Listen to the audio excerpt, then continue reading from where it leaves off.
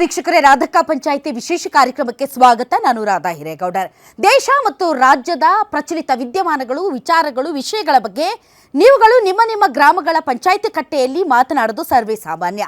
ಅದೇ ರೀತಿ ನಿಮ್ಮ ಗ್ಯಾರಂಟಿ ನ್ಯೂಸ್ ಸ್ಟುಡಿಯೋದಲ್ಲೂ ಕೂಡ ರಾಧಕ್ಕ ಪಂಚಾಯಿತಿಯಲ್ಲಿ ನಾವು ಇವತ್ತು ಒಂದು ವಿಷಯದ ಬಗ್ಗೆ ಚರ್ಚೆ ಮಾಡ್ತಾ ಇದ್ದೇವೆ. ರಾಜ್ಯದಲ್ಲಿ ಕುರ್ಚಿ ಕಿತ್ತಾಟ ಯಾವ ಲೆವೆಲ್ಗೆ ನಡೀತಾ ಇದೆ ಅನ್ನೋದು ತಮಗೆಲ್ಲ ಗೊತ್ತಿದೆ ವೀಕ್ಷಕರೇ. ಕುರ್ಚಿ ಕಿತ್ತಾಟ ಇನ್ನೂ ಕೂಡ ಪರಿಹಾರ ಕಂಡು ಹಿಡಿಯೋಕ್ಕೆ ಆಗಿಲ್ಲ. ಅದಕ್ಕೆ ಪರಿಹಾರ ಕಂಡು ಹಿಡಿಬೇಕಾದವರು ಮಾತ್ರ ಇಲ್ಲಿಯವರೆಗೆ ತುಟಿಪಿಟ್ಟಕ್ಕಂತ ಇಲ್ಲ. ಮೋಸ್ಟ್ಲಿ 2028ರವರೆಗೆ ಈ ಕುರ್ಚಿ ಕಿತ್ತಾಟ ಹಾಗೆ ಮುಂದುವರಿಯುವಂತಹ ಸಾಧ್ಯತೆ ತುಂಬ ಜಾಸ್ತಿ ಇದೆ. ಆದರೆ ಬೇರೆ ಬೇರೆ ಪಕ್ಷಗಳು ಈಗಾಗಲೇ 2028ಕ್ಕೆ ಯಾರಾಗಬೇಕು ಮುಖ್ಯಮಂತ್ರಿ ಅನ್ನೋ ವಿಚಾರದಲ್ಲಿ ತಮ್ಮ ವೇದಿಕೆಯನ್ನು ಸಜ್ಜು ಮಾಡ್ಕೊಳ್ತಾ ಇವೆ. ಅದರಲ್ಲೂ ಕೂಡ ಮೈತ್ರಿ ಪಕ್ಷಗಳಾದಂತಹ JDS ಮತ್ತು BJP ಮೈತ್ರಿಯಾಗಿ ಸೀಟ್ ಶೇರಿಂಗಲ್ಲಿ ಹೋದರೆ ಎಷ್ಟು ಸೀಟ್ ಬಂದರೆ ಯಾವ ಪಕ್ಷದವ್ರು ಮುಖ್ಯಮಂತ್ರಿ ಆಗಬೇಕು, ಎಷ್ಟು ಸೀಟ್ ಬರಲಿಲ್ಲ ಅಂದರೆ ಯಾವ ಪಕ್ಷದವ್ರು ಮುಖ್ಯಮಂತ್ರಿ ಆಗಬೇಕು, ಮತ್ತು ಎರಡೂ ಪಕ್ಷಗಳು ಒಪ್ಪುವಂತಹ ಮುಖ್ಯಮಂತ್ರಿ ಕ್ಯಾಂಡಿಡೇಟ್ BJPಯಲ್ಲಿದ್ದಾರಾ JDS ಅಲ್ಲಿದ್ದಾರಾ. ಈಗಾಗಲೇ JDS ಅವರು ಡ್ಯಾಡೀಸ್ ಹೋಮ್ ಅಂತ ಕುಮಾರಸ್ವಾಮಿ ಅವರನ್ನ ಶತಾಯ ಗತಾಯ ಮುಖ್ಯಮಂತ್ರಿ ಮಾಡಬೇಕು ಅಂತ ಪಟ್ಟು ಹಿಡಿದು ಕೂತಿದ್ದಾರೆ. ಮತ್ತೊಂದು ಕಡೆ BJPಯಲ್ಲಿ ಹಲವರು ಮುಖ್ಯಮಂತ್ರಿ ಆಗಬೇಕು ಅಂತ ಕನಸು ಕಾಣ್ತಾ ಇದ್ದಾರೆ. ಅಶೋಕ್ ಅವರು, ವಿಜಯೇಂದ್ರ ಅವರು ಸೇರಿದಂತೆ ಎಲ್ಲರಿಗೂ ಕೂಡ ಸರ್ಪ್ರೈಸ್ ಆಗುವಂಥ ಕ್ಯಾಂಡಿಡೇಟನ್ನು ಹೈಕಮಾಂಡ್ ತಂದು ಕೂರಿಸಿದ್ರು ಕೂಡ ಆಶ್ಚರ್ಯ ಪಡಬೇಕಾಗಿಲ್ಲ. ಹೀಗಾಗಿ ಕಾಂಗ್ರೆಸ್ಗೆ ಬಂದರೆ ಸತೀಶ್ ಜಾರಕಿಹೊಳಿ ಅವರು ಈಗಾಗಲೇ ನಾನು 2028ಕ್ಕೆ ಮುಖ್ಯಮಂತ್ರಿ ಕ್ಯಾಂಡಿಡೇಟ್, ಹಾಗಾಗಿ ಈಗೇನು ಮಾತಾಡಲ್ಲ ಅಂತಿದ್ದಾರೆ. ಇಂತಹ ಸಂದರ್ಭದಲ್ಲಿ 2028ಕ್ಕೆ ಯಾರಾಗಬಹುದು CM ಅನ್ನೋ ಚರ್ಚೆ ಈಗಿಂದಲೇ ಶುರುವಾಗಿರುವುದರಿಂದ ಇವತ್ತಿನ ರಾಧಕ್ಕ ಪಂಚಾಯಿತಿಯಲ್ಲೂ ಕೂಡ ನಾವು ಅದೇ ವಿಚಾರವಾಗಿ ಚರ್ಚೆಯನ್ನು ಮಾಡ್ತಾ ಇದ್ದೀವಿ. 2028ಕ್ಕೆ ಯಾರಾಗಬಹುದು CM?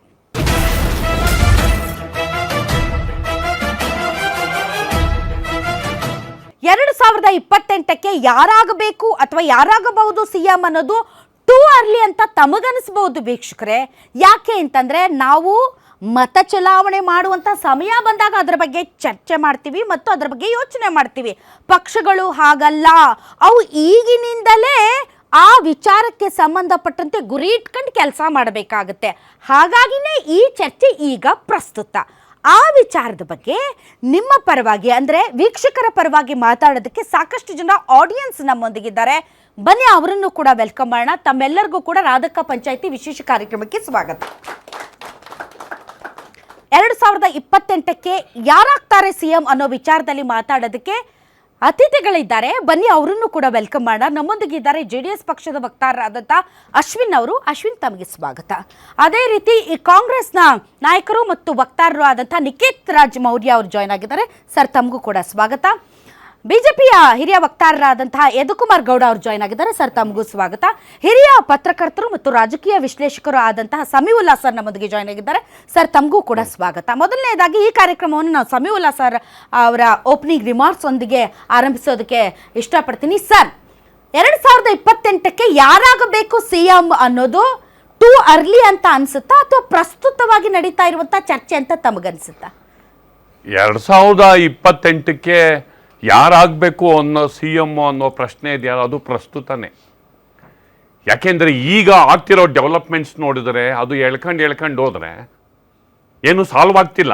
ಕಾಂಗ್ರೆಸ್ನ ಡೆವಲಪ್ಮೆಂಟ್ ತಗೊಳ್ಳಿ, BJP JDS ಅಲ್ಲಿ ಆಗ್ತಿರೋ ಮೈತ್ರಿ ಒಳಗಿನ ಗುದ್ದಾಟ ತಗೊಳ್ಳಿ. ಅದೇನ್ ಸರ್, ಎಲ್ಲರೂ ಕೂಡ ಒಂದೇ ಬೋಟಲ್ ಪ್ರಯಾಣ ಮಾಡ್ತಾ ಇದ್ದಾರೆ. ಹೌದು, ಎಲ್ಲ ಪಕ್ಷಗಳು ಒಂದೇ ದೋಣಿ, ಎಲ್ಲ ಒಂದೇ ದೋಣಿನೇ.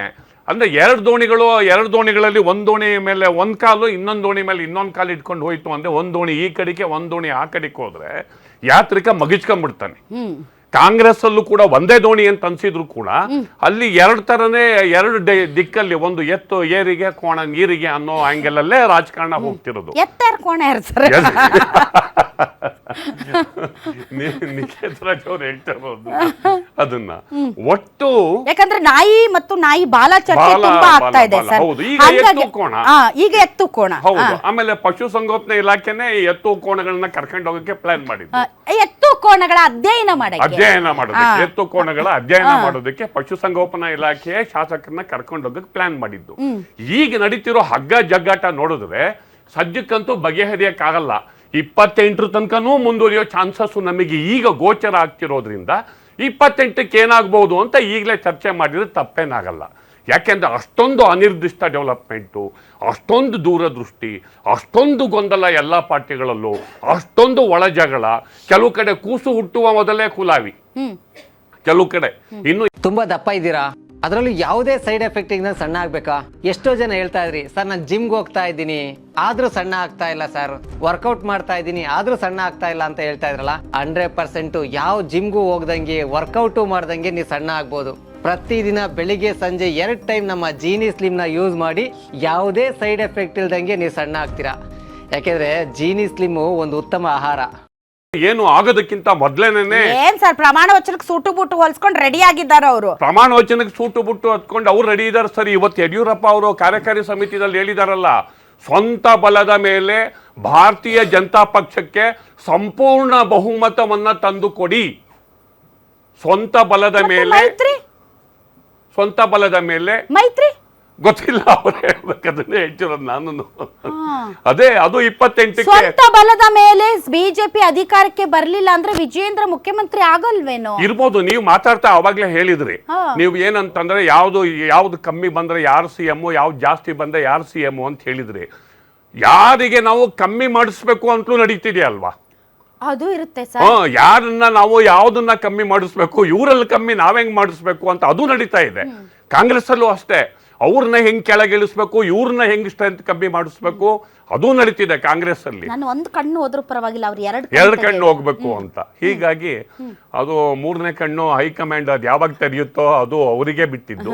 ಹಿಂಗಾಗಿ ಎಲ್ಲವೂ ಪ್ರತ್ಯಕ್ಷ ಹೌದು, ಸಾಕ್ಷಾತ್ ರಾಹುಲ್ ಗಾಂಧಿನೇ ಏನ್ ಮಾಡ್ತಾರೋ ಗೊತ್ತಿಲ್ಲ ಅವರು. ಹೀಗಾಗಿ ಸದ್ಯಕ್ಕೆ ಈ ತರ ನಡ್ಕೊಂಡು ಹೋಗ್ತಿದೆ. 28 ತನಕ ಇದು ಮುಂದುವರಿಯದೆ. ಅಂದ್ರೆ ಎಲ್ಲೂ ಕೂಡ ಒಮ್ಮತದ ನಿರ್ಧಾರಕ್ಕೆ ಬರುವಂತಹ ಸಿಚುವೇಶನ್ ಯಾವ ಪಾರ್ಟಿಯಲ್ಲೂ ಇಲ್ಲ. ಒಮ್ಮತದ ನಿರ್ಧಾರಕ್ಕೆ ಬರುವಂತ ಸಿಚುವೇಶನ್ ಸದ್ಯಕ್ಕೆ ಕಾಣ್ತಿಲ್ಲ. ಮತ್ತು ಪ್ರಾಜೆಕ್ಟ್ ಮಾಡ್ಕೊಂಡು ಮುಂದಕ್ಕೆ ಹೋಗುವಂತಹ ಯಾವುದೇ ಲಕ್ಷಣ ಬಿಜೆಪಿಯಲ್ಲಿ ಇಲ್ಲ. ಯಾಕಂದ್ರೆ ಬಿಜೆಪಿಯಲ್ಲಿ ಮುಖ್ಯಮಂತ್ರಿ ಘೋಷಣೆ ಮಾಡ್ಬಿಡ್ತಾರೆ ಸರ್, ಮುಖ್ಯಮಂತ್ರಿ ಘೋಷಣೆ ಮಾಡಿ ಅವ್ರು ಎಲೆಕ್ಷನ್ಗೆ ಹೋಗ್ತಾರೆ. ಕಾಂಗ್ರೆಸ್ ಅಲ್ಲಿ ಒಂದ್ ಸ್ವಲ್ಪ ಅನಿರ್ದಿಷ್ಟತೆ ಸ್ವಲ್ಪ ಜಾಸ್ತಿ. ಅದರ್ವೈಸ್ ಬಿಜೆಪಿಯಲ್ಲಿ ಮುಖ್ಯಮಂತ್ರಿ ಘೋಷಣೆ ಮಾಡ್ಕೊಂಡು ಮುಂದಕ್ಕೆ ಹೋಗಿರುವಂತಹ ಬಹಳಷ್ಟು ನಿದರ್ಶನಗಳಿವೆ. ಲೈಕ್ ಇವರು ಯಡಿಯೂರಪ್ಪನವರು. ಸೊ ಬಿಜೆಪಿಯಲ್ಲೂ ಇಲ್ಲ ಕ್ಲಾರಿಟಿ ಇಲ್ಲ. ಅಲ್ಲ, ಈಗ ಕಾಂಗ್ರೆಸ್ ತಗೊಳ್ಳೋಣ. ಕಾಂಗ್ರೆಸ್ ಅಲ್ಲಿ ಮುಖ್ಯಮಂತ್ರಿಗಳನ್ನೇ ಅವರ ಬೆಂಬಲಿಗರನ್ನ ವಿದೇಶಕ್ಕೆ ಕಳ್ಸೋದಿದೆಯಲ್ಲ, ಮುಖ್ಯಮಂತ್ರಿ ಕಡೆಯಿಂದ ಕಳ್ಸೋದಿದೆಯಲ್ಲ, ಅದು ಸಾಕಷ್ಟು ಸೋಜಿಗಕ್ಕೂ ಕೂಡ ಕಾರಣ ಆಗಿದೆ.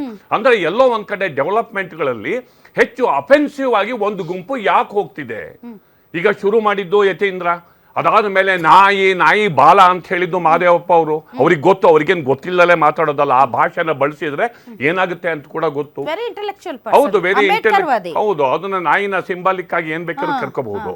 ಹಿಂಗಾಗಿ ನನಗೇನಂತಂದ್ರೆ ಸರ್, ಹೈಕಮಾಂಡ್ ನಾಯಿಗೆ ಹೋಲ್ಸ್ಬಿಟ್ರಲ್ಲ. ಹೌದು, ಹೈಕಮಾಂಡ್ ನಾಯಿ. ಆಮೇಲೆ ಹೈಕಮಾಂಡೇ ಇವರು ಅಂತ. ಮಹದೇವಪ್ಪ ಅವರು ಹೈಕಮಾಂಡ್ ನ ಒಂದು ಭಾಗ, ಯತೀಂದ್ರ ಅವರು ಹೈಕಮಾಂಡು. ಇವೆಲ್ಲ ಮೇಜರ್ ಡೆವಲಪ್ಮೆಂಟ್ಸ್ ಆಗ್ತಿರೋದು. ಹೀಗಾಗಿ ಈ ವಿದೇಶಕ್ಕೆ ಹೋಗಿರೋದಿದೆಯಲ್ಲ, ಅದು ಯಾಕಾಗಿ ವಿದೇಶಕ್ಕೆ ಹೋದ್ರು.